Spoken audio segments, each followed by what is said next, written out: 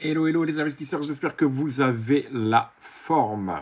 On regarde, on se prépare pour un achat à venir sur le gold, notamment un achat aux alentours ici, donc des 4323 avec un stop assez conséquent que je mettrai moi en dessous la liquidité. Ici, vous avez des queues de liquidité. Donc pour être prudent, je le mettrai ici en dessous la liquidité, donc un stop de 17,170 pips. Bon, à vous de mesurer votre money management et de faire en sorte justement d'être équilibré. Donc voilà un petit peu justement ici ce qu'on est en approche. On voit réellement une poussée haussière, donc on voit vraiment beaucoup d'argent qui ont été engagés.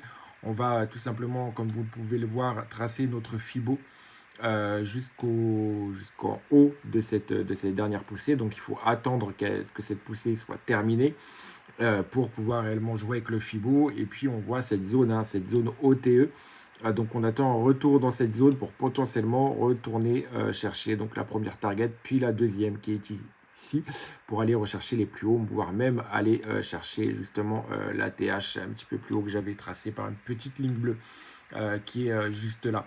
Voilà, donc un achat intéressant à faire sur le gold aux alentours donc des 4323. Ça continue de pousser en espérant que ce trade revienne sur notre zone OTE comme ceci. Donc petit rappel, une zone OTE, c'est simplement une zone donc qui est extrêmement défendue par les grosses banques et donc qui peut être très intéressante pour redonner justement de la vigorosité au prix et refaire justement donc des plus hauts et même repartir davantage sur des poussées similaires.